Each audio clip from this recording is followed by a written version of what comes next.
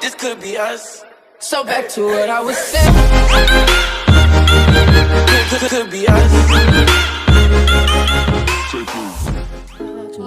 Assalamualaikum warahmatullahi wabarakatuh. Perkenalkan, nama saya Jaratul Laili dari kelas 1D Pendidikan Ekonomi, dosen pengampu Bapak Hendra Rio Pita MM, dengan mata kuliah Pengantar Ilmu Ekonomi.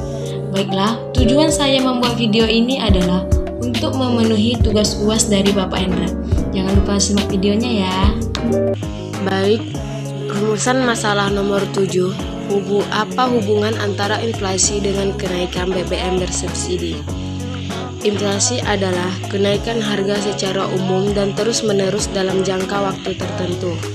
Inflasi terjadi jika kenaikan harga suatu barang diikuti oleh kenaikan harga yang lain secara meluas. Ada juga pengelolaan inflasi dibagi menjadi dua. Yang pertama, berdasarkan kelompok.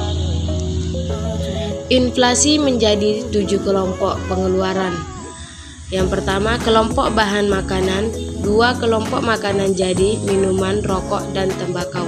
3, kelompok perumahan air, listrik, gas, dan bahan bakar. 4, kelompok sedang. 5, kelompok kesehatan. 6, kelompok pendidikan, rekreasi, dan olahraga. 7, kelompok transport, komunikasi, dan keuangan. 2, ada berdasarkan asalnya.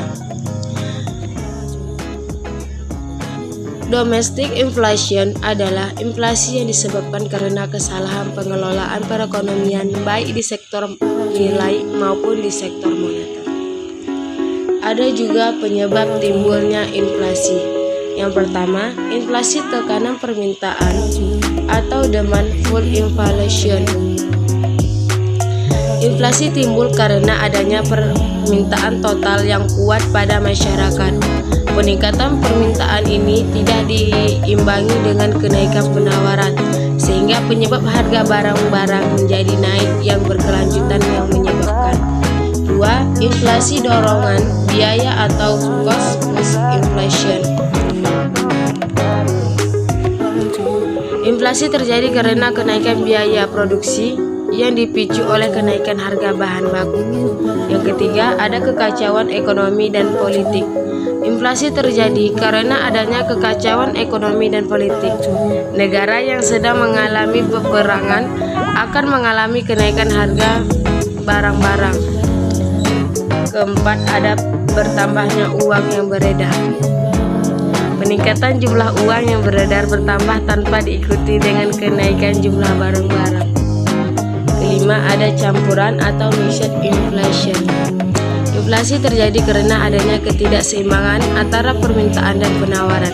Bila jumlah permintaan terhadap barang dan jasa bertambah, sementara persediaan faktor produksi dan barang-barang jumlahnya turun, ditambah lagi barang substitusi, jumlahnya terbatas atau bahkan tidak ada. Cara mengukur inflasi ada 5. Pertama, dengan indeks harga konsumen. 2, dengan indeks harga perdagangan besar. 3, dengan indeks harga produsen. 4, dengan indeks harga aset. 5, dengan deflator produk domestik bruto.